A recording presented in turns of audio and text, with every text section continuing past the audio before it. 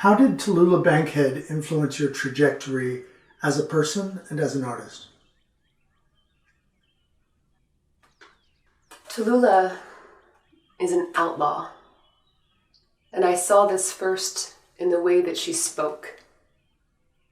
The way she could wield words and show me that decency was double-edged was all the kind of disturbance I needed to become a poet and to consider myself outsider.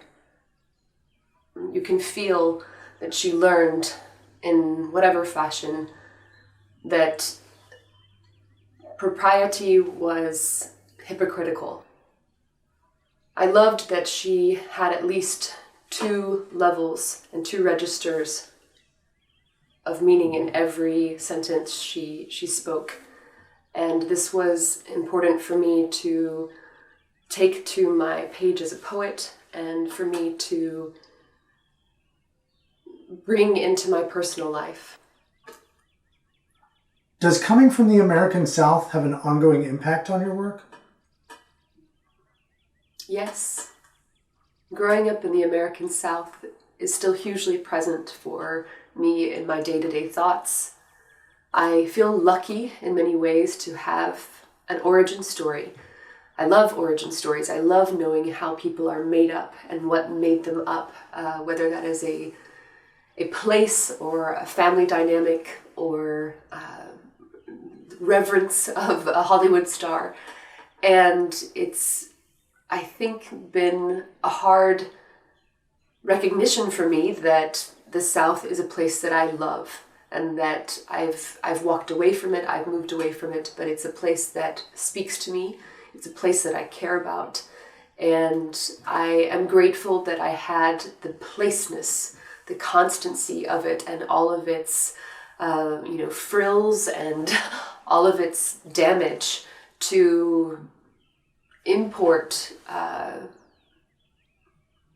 into other contexts, because it's been a way that I read the world, it's been a way that I see. Do you find it important to write from personal lived experience? I think it's important to write from those experiences, that be a place where we start. When I've written with Tallulah, though, I've allowed myself fantasy. I've allowed myself a personal experience I didn't quite have.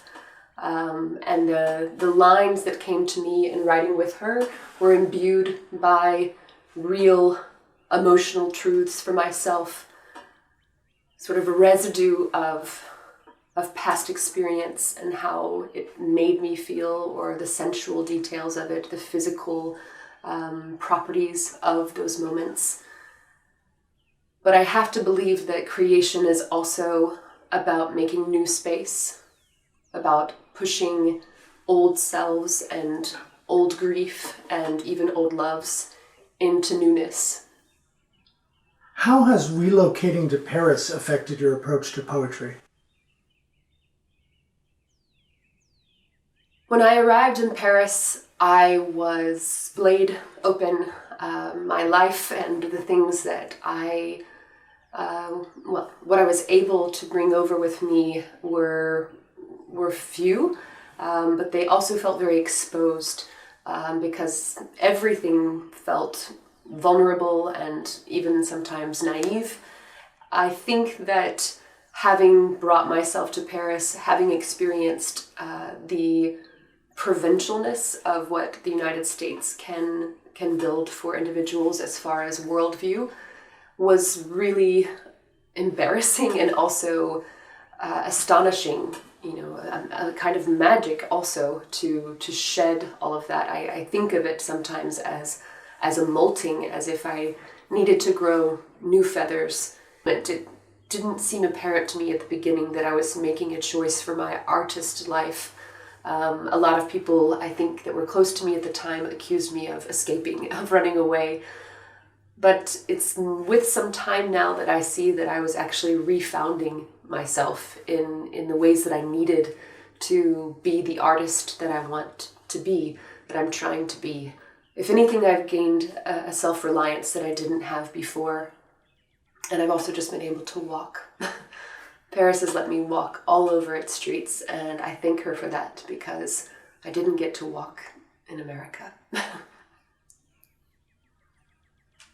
Do you view your image and presentation as elements of your creative expression? I want to. I've tried to. I grew up in a culture where presentation and image were very performance-based in order to fit the customs of the Southeast. And I have really been investigating how public persona can also be creative. I essentially think that it is, but how myself I can perform the creative kind of mood that I hope that I have for all that I think about and all that I care about in this world. So it is a creative space. I am trying to get over perhaps some of the performativity of Southern culture to find what might be my real persona. As a writer, do you feel a sense of responsibility for the language you use? I feel a responsibility that is enormous. I am someone who will edit a lot, and it's probably to a certain benefit and to a certain detriment that I don't let go of phrases or verses until they feel somehow resolved to me.